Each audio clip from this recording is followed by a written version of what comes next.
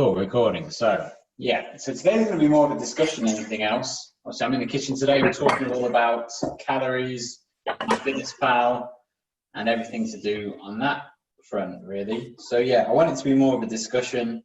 So, I'm going to take you through a load of different things, a load of tips, basically, about if you like using MyFitnessPal. Now, LPT normally kind of say, like, we want calorie awareness. So we want you to be aware of calories, what's in certain foods, but do you have to actually track calories all the time?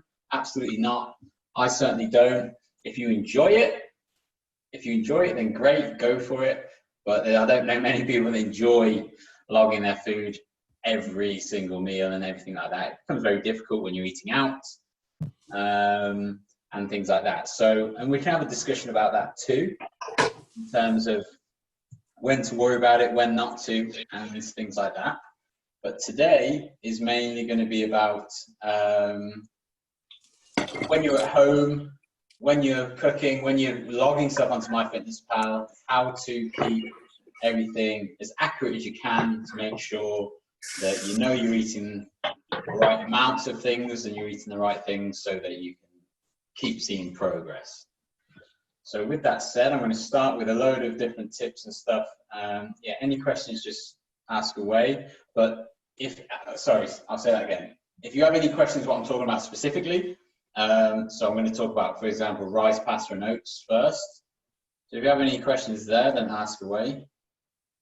But at the end, once I've covered some things, we'll go through it all together, and any other questions you have, we'll go through them there, okay? So we're going to start off, like I said, with rice, pasta and oats. So I did a video about this before. Thanks, Liana. Hiya. So yeah, rice, pasta and oats. Now I've grouped these together because I've got them all in jars here, and it's because I use the same kind of method in terms of measuring them. So when it comes to these kind of things, obviously what you can do is, if you ever using them, you can either put the pot on the scale or whatever you're measuring it in, and then you take out a certain amount and you look on the scale how much has been minus, so that's how you see it. Or alternatively, you put your bowl on the scale and then empty your pasta, rice or oats or whatever it is into it. So very simply using the scales there. And to be honest, if you are using MyFitnessPal, if you can use the scales, it is the easiest way to be as accurate as possible. But if we're talking about 10 to 15, 20 calories here or there, it's not going to matter too much. So if you don't want to be using the scales all the time, then a good way to do it is to figure out a measurement tool. So personally, I use, for these three things, protein scoops, like so. So you can, obviously, this is about a 70 ml scoop. I get them all in my protein powders, but you can get them kind of anywhere. You can just buy them. And you can see I've already got a scoop in their various pots already. So all you kind of have to do here is obviously open it up. You take a scoop and then you put it in the scales once and you measure how much that is. So once you've measured that, so let's go for it. If I put this bowl out quickly. So if I was to take out some rice, place it on the scales, it comes out as, yeah, 70 grams, as it's a 70 ml scoop, so it's going to be pretty much roughly that. Once you know something like that, as long as you're not heaping the scoop, as long as you're keeping it like a flat scoop, then you can always know that that's 70 grams. Check what 70 grams is on MyFitnessPal, and then you can go from there. If you're making a meal for just yourself, then 1 scoop or 2 scoops, figure out how much you want to be eating, which is obviously totally personal to you and your calorie goals. So I obviously can't tell you specifically how much you should eat of anything, but as long as if you are counting calories, then that's what the MyFitnessPal is for. So you count your calories. If you want to eat more or less than that, then you obviously go, well, it's normally more for this, so maybe go 2 scoops, or if you're trying to keep it low, you go 1 scoop. The main thing is here is we figure out an easy way for you to use it every time, because it's so easy to, when you're making anything like rice, you just grab it, tip it in, and you have no idea how much is in there. You can kind of eyeball it, but we could be talking hundreds of calories difference. So having something like a scoop, just to separate, so you know, every morning I have, or pretty much every morning, I have porridge. I use 2 scoops of oats straight into the pot, and then I carry on making it. And I know that's exactly a certain amount of calories and a certain amount of oats. And it just makes my breakfast making super simple. And that's what the, like, I'm going to keep repeating myself in that sense. That's what it's going to be today. There's nothing going to be crazy. There's nothing complicated about calorie counting. It's just a lot of effort and can be a bit boring. So what we want to be doing is simplifying it as much as we can. So if you can wake up in the morning, get your breakfast, 2 scoops, and you're sorted, easy peasy. So unless you have any questions about those 3 things in particular, that's straightforward straight away. So I recommend for these 3 things, something like a protein scoop, you know, 70 grams, so you're getting a good amount in a scoop, rather than having to do loads of little teaspoons or anything. We don't want that. But we need something that we can control our measurements of these 3 things. So this can also be cereal, any type of pasta, any type of rice, other things like quinoa, just literally anything, spelt, anything kind of you can scoop up and put in as a carb mainly is really great to do. So I recommend using a scoop. Now, if you have any questions about that, fire away. Otherwise, I'll move on to the next one, and I'll just keep rattling through these little tips, and then we'll have kind of a big discussion at the end to see where you guys really struggle. So the next thing, I've done another video on this as well, is stuff in jars, stuff like sauces, butter is included, and spreads. So I've got honey here, peanut butter, normal butter back here. When we're talking about these things, these tend to be more fats. These are all things high fats or high sugar. So obviously honey, jam. Either way, you kind of got a lot of calories in one little go. So what you want to be doing is obviously using a teaspoon or like an actual measuring spoon if you're unsure, so you can put it in exactly. A teaspoon is roughly about 5 grams. But if you prefer to just use an actual little scooper, this is a 5 gram spoon, then grabbing one of these, again, really cheap to buy, is a good way to go about it. But the way you use these kind of things is very important.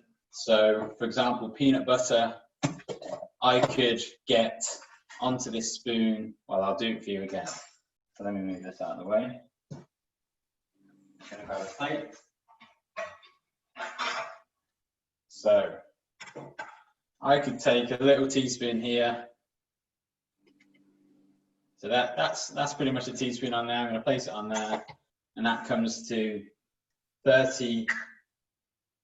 Oh, sorry, hold on, I've got to do something. That's it, there we go. See, that comes to 15 grams there. So 15 grams teaspoon, and I know that's actually 100 calories. I already know that. A little teaspoon like that, whereas if I do this, big heap teaspoon, I mean, I've technically still got it all on there. That's double the weight already. So that's 30. So you're looking at doubling the calories. And it's so easy to do that. Like, it wasn't, I could get triple on there. And we can all see that that's a ridiculous amount. But that double was barely, like, you could barely tell the difference. So stuff like this is really important to do when you're looking at peanut butter, honey. Now, one of the best ways to do it, if you're looking to lose, if your goal is weight loss, then always overestimate your calories. So in this sense here, if you've gone for, first of all, you've got to be honest with yourself. If you've gone for a big old teaspoon, then you've got to say, okay, that's probably a 30 gram spoon rather than a 15.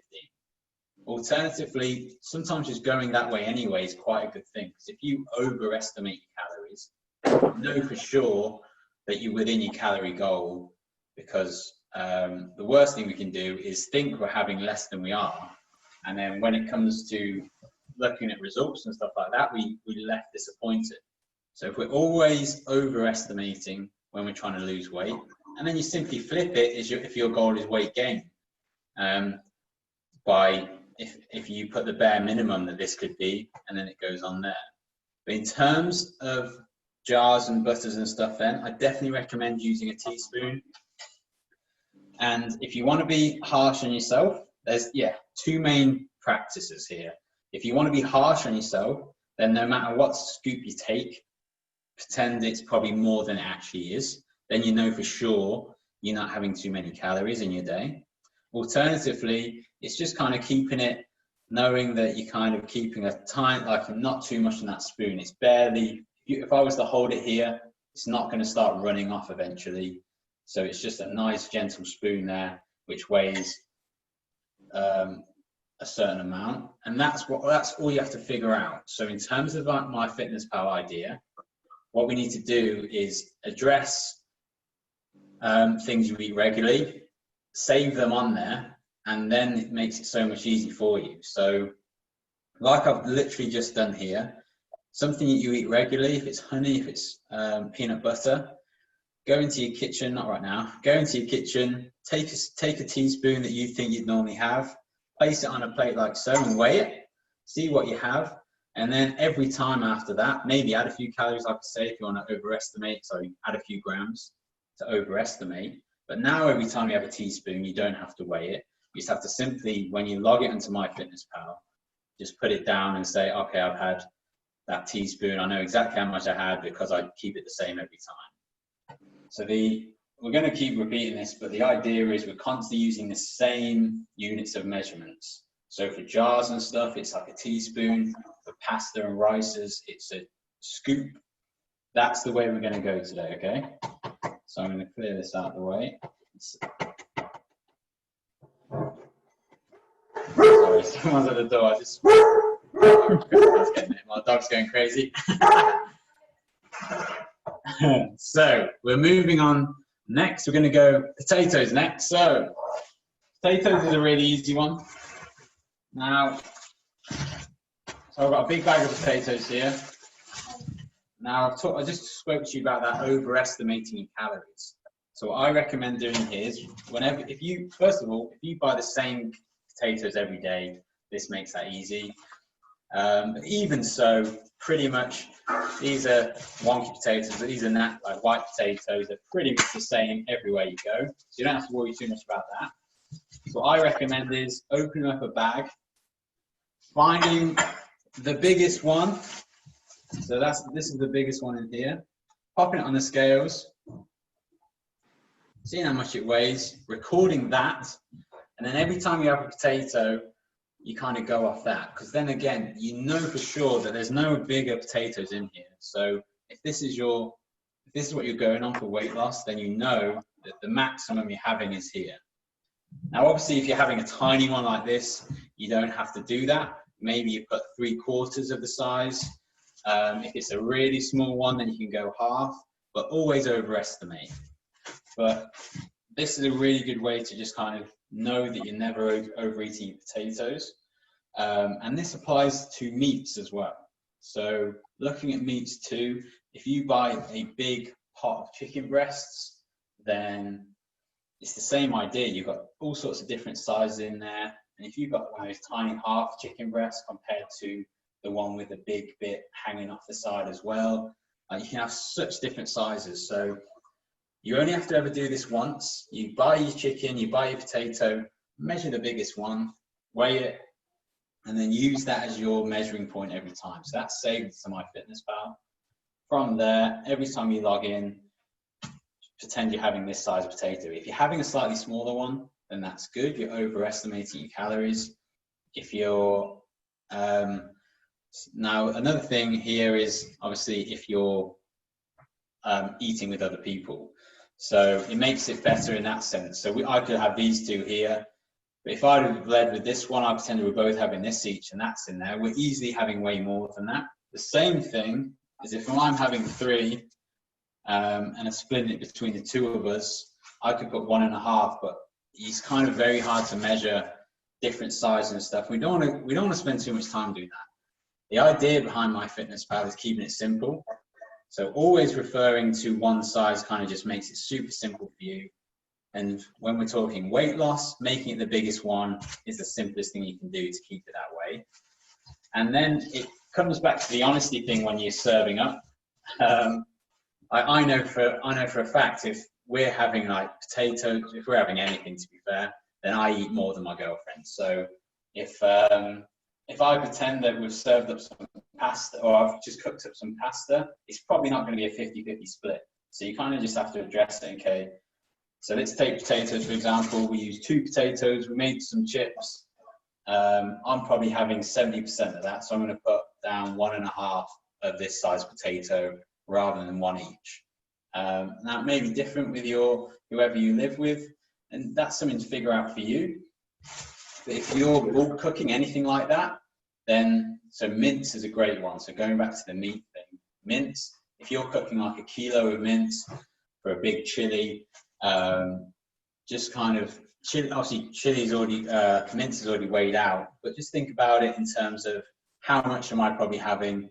Again, I probably have 3/4 of a meal compared to my girlfriend. If you want to avoid things like that, so for example, if me and my girlfriend were having chili, for example, then what we'd look to do if we cooked a big batch is separate it out all together. So 1 kilo of mince, for example, would probably separate out into 4 different meals. If you separate that out before you've touched the meal, then you're going to be much more likely to have a more accurate representation of how much you've eaten. And what I mean by that is, I do it all the time, and I know a lot of people do it. If you kind of eat what you want and then if you bulk cook, eat what you want and then separate it out, you've probably had a much bigger portion on that first day than you will for the next day in the lunch. So as soon as you've made a meal, getting out your containers and separating out 4 different portions is a much better way to kind of know exactly how much you're having. That's simply done. Me buy these off Amazon. You kind of obviously just get the exact same pot, 4 different pots. You place them on your scales, put a certain amount in, make sure they weigh all the same, and then you're all sorted. So we recommend doing that first whenever you're measuring out meals when you're bulk cooking. I know it's a lot of information, but I want to get back to you guys and basically have a discussion first. But I just want to cover like a bit of everything first. So that's potatoes and meats, but there's a lot more to talk about there possibly if you just simply ask at the end. The next one we're talking about is olive oil. So Liana mentioned this already. So olive oil is an important one. There's a few ways you can go about it in terms of making sure you're not having too much. Liana actually mentioned the first one. It's probably the simplest one. It's simply just like the peanut butter, is having a teaspoon. So I recommend having it, so you put it on a teaspoon. These are great because they're cups and they don't spill out as much, so you can easily just fill it to a brim, and then that's it. You know that's exactly 5 ml. A teaspoon, it can obviously spill over, but that's kind of a good way to go about it as well. If it's spilling over, then that's too much in terms of you want to just measure that first teaspoon on its own. So 1 teaspoon, tip it on, and then straight in the pan. So that is probably the best way to control it. 2 other possible ways you may want to look into is using a spray. So we've got one here. You can also buy the fry-like things, or you can just literally buy ones that you put in yourself, where you put the olive oil in, or any type of oil, and you spray it. So you do like 2 sprays. I think the fry-like ones tells you per spray how many calories it is. So that's quite a useful way to kind of, if you don't want to faff around with a teaspoon, that's a good way to do it. Alternatively, what you can do is whatever you're cooking, you can put it in a container first. So for example, if I had some chicken breast or something, you can put the chicken breast in, put your olive oil or something on it, and you mix it up, mix the chicken up so it's kind of coated in the olive oil, and then you put it in the pan. That saves you having all that extra olive oil that you probably didn't need running around in the pan. That's just going to be into your meal anyway, so it kind of saves you a few calories there. And by overestimating your calories, so let's say I put in 5 ml scoop of olive oil, I kind of mix the chicken in and then put it on the pan to fry, then there's probably about 2 ml left in there. But if I overestimate, then again, even though it's only little margins, you kind of know you're not overeating, and that's what it's all about. we got next? The next one I've got is wines and spirits. So alcohol. Alcohol, beers and stuff is an easy one because they tend to say on them exactly how much is in them. So that's absolutely fine. Their calories are kind of put on them. Now, spirits, I recommend, well, first of all, spirits, wine, calories in alcohol in general is seven calories per gram compared to your 4 in both carbohydrates and proteins and compared to your 9 in fats. So they're quite high in calories per gram. So it is important to make sure you're not having too much, or at least you, when tracking it, is measuring it out. So using a shot glass, I've actually used these protein scoops again in the past because they kind of, this one especially doubles up as a shot glass because it's got milliliter measurements inside it. But a shot glass, something like that, so then you know exactly if you're having 30 ml or double, 25 or 50 ml, sorry. So very simple using shot glass, just when you're having a bit of gin, you just do 2. It makes it very simple, doesn't add too much to it. And then you know exactly how much you're having. Wine glasses is quite key in just making it easy by drinking the same, using the same glass is what I'm trying to say there. So if I just quickly grab a wine glass. Now, it's not always the easiest thing to do, but the last thing we want to do is every time we're having a glass of wine is whacking it on the scales. So if you want to control how much wine you're drinking, using the same glass first of all is really helpful. Now this one's super helpful because this has a bit of a blue tint around the edge. So if you've got a kind of a line or a marker where you can kind of see where you should drink, if you were to do this once, if I were to fit it up to that light blue line, weigh it, see how much wine I've put in there, and then from there I kind of know exactly how much is in it, how many calories is in that glass of wine, and then every time I have a glass of wine after that, I just use that point on the glass, I use that measurement. So it's, everything I'm saying sounds super tedious and boring, and that's what MyFitnessPal kind of is and calorie counting is. But it's really, that's exactly how we need to do it. It's just these little kind of tricks we need to find to make calorie counting, if that's the way you want to go, to make it as easy as possible. So that's how we want to do it with the wine side of things. Really good way to go. What else have we got? To be fair, I think that's most of the things I wanted to cover with you. I just want to get into more of a discussion now, to be honest, in terms of where you guys kind of struggle and any more tips I can kind of offer you guys. So I know you guys are all on mute now, so if you guys want to unmute yourself, and then we'll kind of, I'll just take some questions, to be honest. Who has a question or a issue they have with MyFitnessPal? We are actually using Keystones. Okay, yes, sorry, Keystones as well, yes. Yeah. Is it the same? So because I'm relatively new to it, so yes. I didn't know if you can just weight one item and save it, and then it goes into some sort of favorites. Yeah, no, I'm almost certain. Sorry, I am not best, but in Keystone it should be exactly the same in terms of, yes, you should be able to, as soon as you've recorded something, you should be able to save it as an item, and then you can go from there and think every time you have it, you should be able to click on it. It should be very straightforward like that. If it's not, then I'll have me and Matt can make sure that there is a way to do that. But I'm pretty confident it works exactly the same way. Yeah. Yeah, you can. Yeah. Cool. Perfect. So yeah, sorry. If you've added your day's menu on Keystone, if you slide it right, it gives you the option to add it to your favorite. Okay. Thank you. Thank you very much, Hannah. So yeah, sorry, I've been referring to MyFitnessPal this whole time. Obviously, working with Keystone, lots so we can see it too. But yeah, great question. Thank you, Hannah. There you go. You know, pasta, rice, and those, you measure it dry, not cooked. Yeah, you measure it before you cook it. Yes. You weight it and measure it before. Yeah. Yeah, and exactly that. That's one thing you have to be careful of. So. Because they're, as long as it's like white pasta, the same kind of pasta, make sure whenever you use it, it says like uncooked or dry. Most of the time that's how they do it, but sometimes it will be cooked version, and there'll also be a big calorie difference when they're, because of how much they weigh when they're cooked and when they're dry.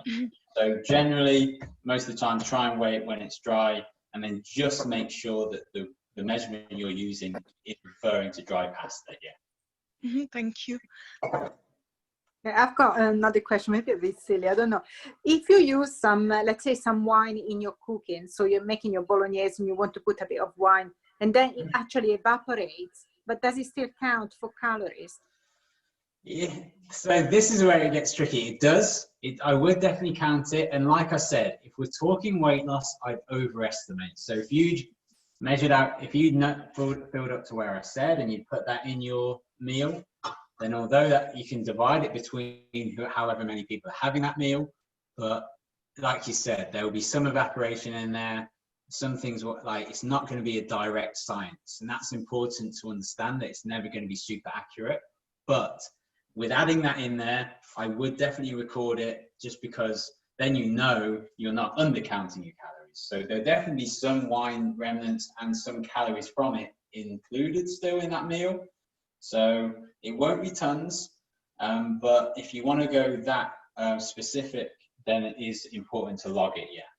But then again, if you're having it with someone else, then obviously you can half that glass of wine between the two of you. And that's one thing I will mention though as well. So when it comes to stuff like that, I personally recommend don't bother with spices, salts, stuff like that. In terms of calories, they are next to none. So if you're trying to measure out every single spice and stuff you throw in there, then don't bother. It's just going to be too much and too much of a bother for you. Whereas stuff like adding wine, adding oil, adding butter, adding tomato sauce and tomato puree, even tomato puree is a bit of a question one because you don't use much, but adding passata, things like that, which are higher calories, are important to record. Cool. Any more questions? What about food combinations? Say that again, sorry. About food combination. When we're all talking about the food to eat, is there certain foods that you shouldn't really mix together? Because I'm reading a book, Fit for Life. I don't know if you've heard of it. Fit for Life? Yeah. Can't say I have. By Harvey and Marlon Diamond, and they say that I'm only reading it at the moment. So, but this, like, they do say that you shouldn't really eat fruit at night and things like that. Not Personally, so much counting, but they do talk about food combinations. Maybe that's okay. So personally, I mean, there may be some research out there that says otherwise, and if so, I'm always happy to. I have to admit you're wrong in some places, but personally, I would say don't worry about food combinations. In terms of if you're having certain foods together, that's fine. I think one thing to be careful with food combinations is what you're having. So you hear about these diets where it's like all fat, so no carbs, so which is like keto, or all carbs and no fat, no protein, high protein, all sorts. So, but what we don't want to do is overeat too much of anything in one meal. So combinations like one rule I try and avoid is carbs on carbs, which simply means if I'm having something like, what's a good example? Curry. If I'm having a curry, then if I want some rice with my curry, then I'll probably avoid having some naan bread because that's carbohydrates, then more carbohydrates. Alternatively, I'm actually the other way. I'd probably rather have the naan bread and not have the rice. That's a good way to kind of keep your calories down. So if you're not recording, so yeah, this is good. I enjoy these conversations because it's a good way if you don't want to be using MyFitnessPal to avoid it. Whereas if you're recording on MyFitnessPal, you obviously don't have to worry about any of this kind of stuff because you should know exactly, you could eat as much carbohydrates as you like, for example, as long as you eat it within your calories. The issue with that is you probably don't want to just be eating carbohydrates because there's other things you want to get from protein. You need certain nutrients and stuff like that. But there's nothing wrong with any foods. In terms of the combination of foods, as far as I know, there's nothing wrong with certain combinations. And you just mentioned fruit at night. In terms of weight loss, no effect whatsoever. If you eat an apple, if I eat an apple now and I eat an apple in 2 hours, it's still going to be the same amount of calories. Now, if they're talking about something else, like maybe having sugar at night, maybe they're referring to, will keep you up. I don't know. I still don't agree with that, to be honest. But in terms of timing of foods, if you're talking purely weight loss, it comes down to calories. If we're talking how you feel, for example, a coffee, if you have a coffee in the morning and a coffee at night, some people react or are really reactive to coffee, so will be up all night, where some people it doesn't bother them at all. So even then, even stuff that can really affect your sleep or affect the time of day you have it, it's very personal. You know, you see in restaurants, people have coffee after a big meal, and then people are unaffected by it in terms of their sleep. So always look inside yourself and think, how does it affect me, rather than the general consensus when it comes to things like that.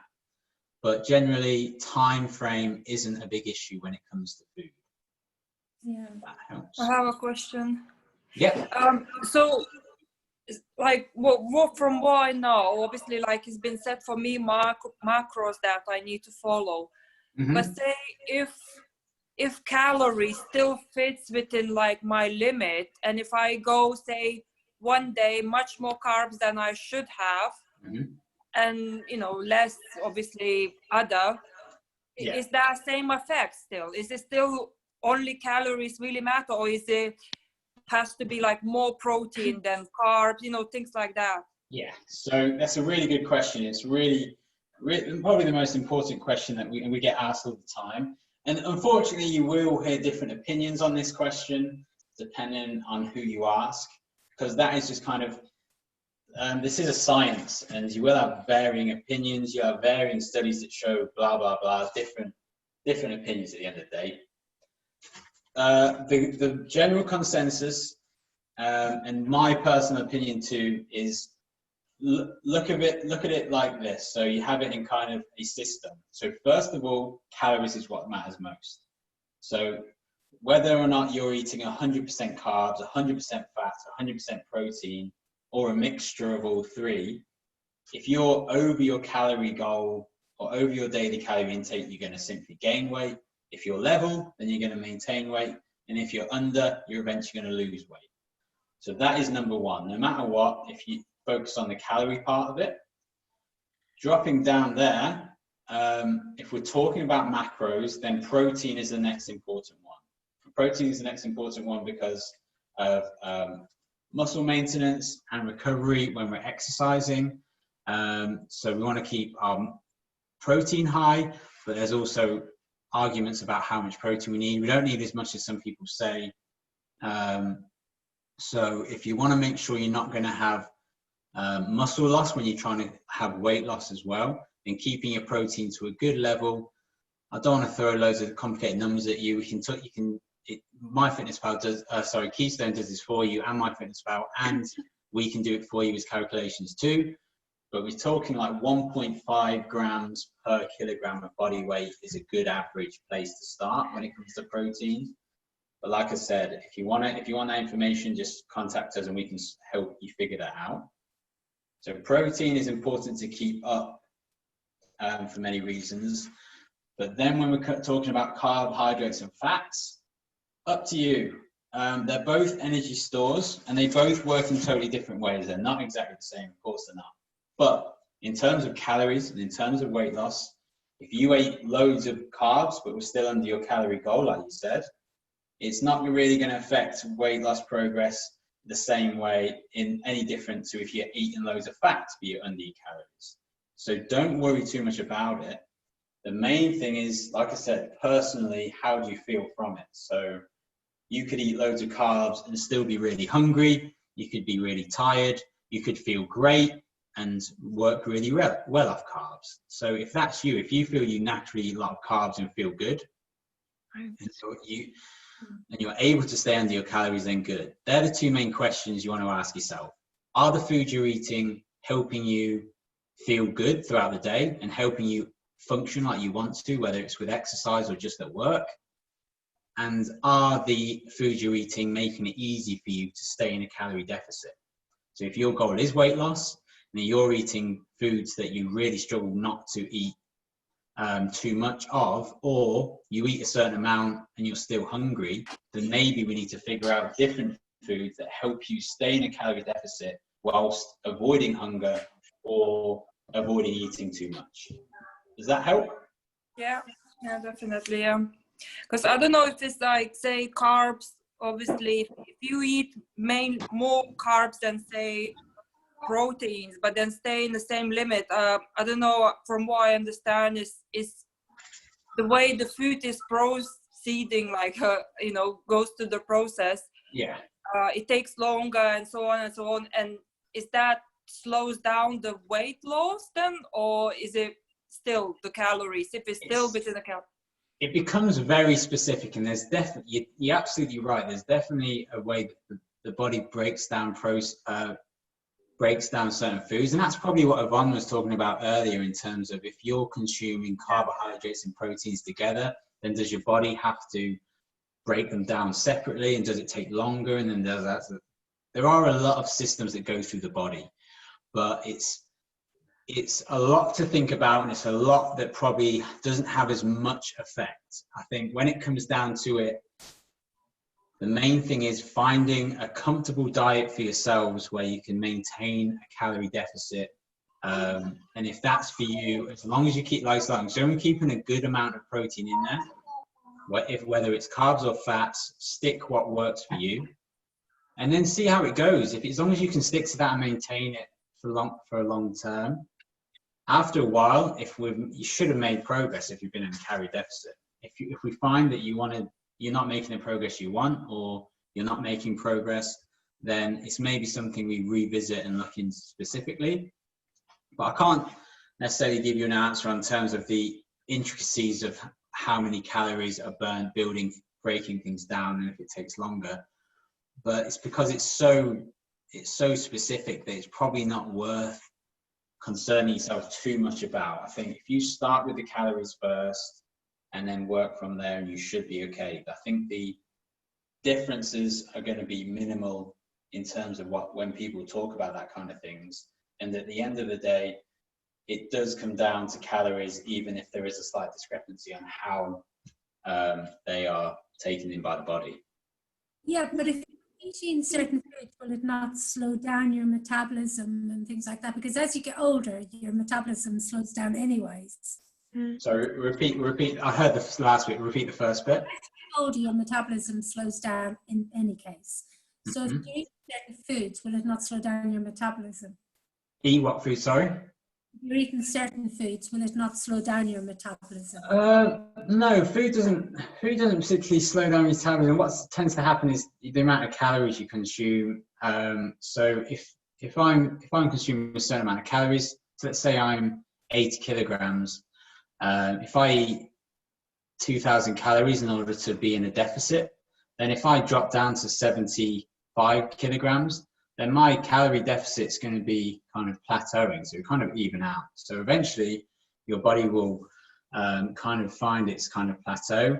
If I'm losing weight at all, what your body also does is it changes in the way it functions, in terms of, you may not notice, but you may move less when you reduce calories and stuff like that. So that's why keeping a track of steps is really effective. In terms of metabolism, there's a lot of science in it, and there's a lot of different opinions on it. Some people say that actually age has no effect on metabolism, or very minimal effect. And what actually happens is we tend to move a lot less as we get older. We kind of get jobs and stuff like that, and which, compared to when we're younger, we're a lot less active. So I think, even though that's probably not 100% true, and neither is it's 100% on metabolism, there's a bit of a combination of the two. And again, I think certain foods aren't going to affect your metabolism too much.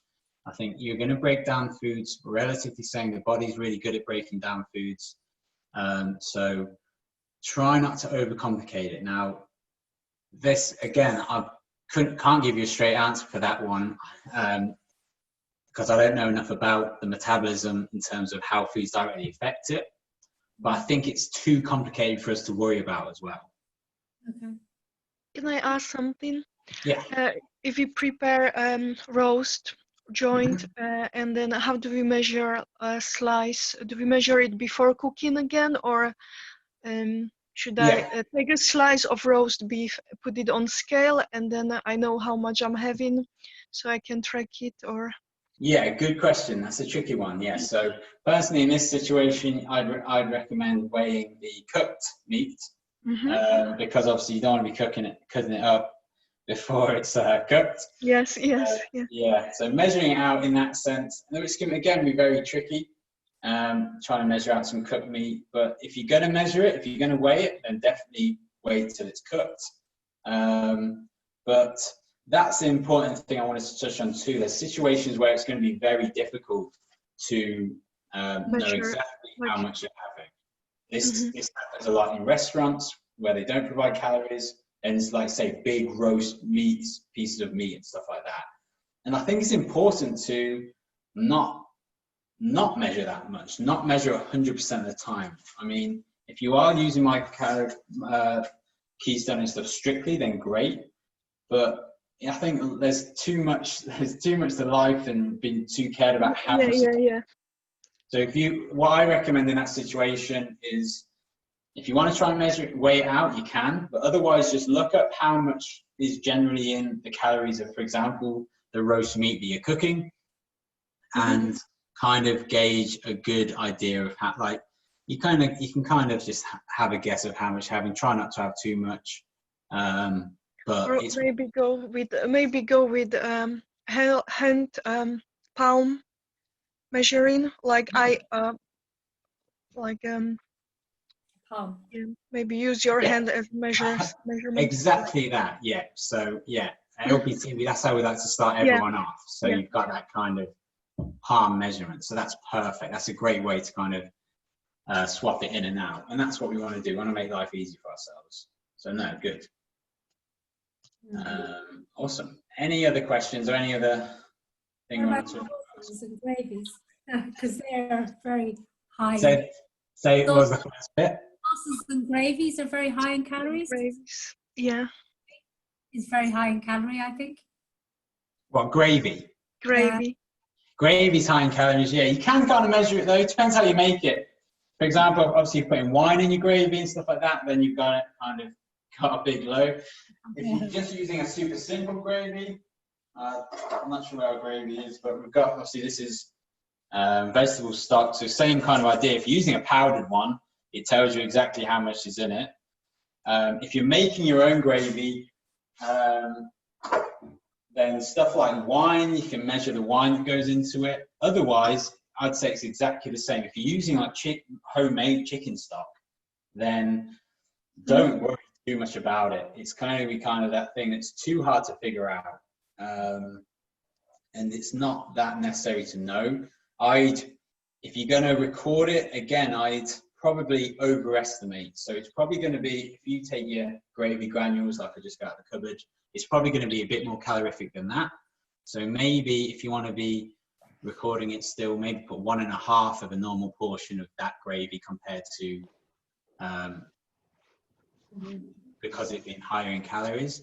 But yeah, it's a very tricky one to measure, and I think that's important too, not to measure. Calories are really. Yeah, a lot of the time though, it depends how much gravy you have, to be honest. Yes, but all those, I don't really count calories as such. I've only literally this week started using Keystone, and I've been in LPT for the last year and a bit.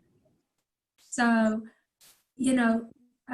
but I do know there's certain things that, as you say, I have a Indian, I never have rice. I always have a naan bread because I like naan bread and I don't particularly like rice. Yeah.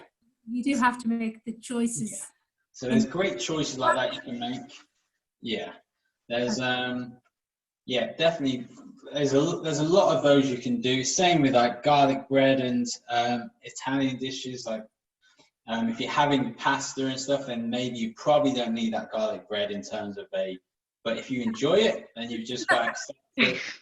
Same with gravy. Like we all enjoy gravy. Try not to have too much. Same with there's a lot of things. So I'm going to name a few things that kind of maybe they're unseen ones. So butter is one. Spreading on your toast, making sure you can clocking that. Like mayonnaise is super high calories.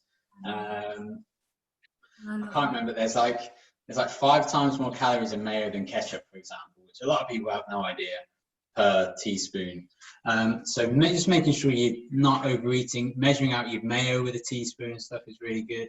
But there are a few things that go unseen. But what I will say is kind of when you're doing Keystone, you kind of get to see how much you are having of certain things anyway.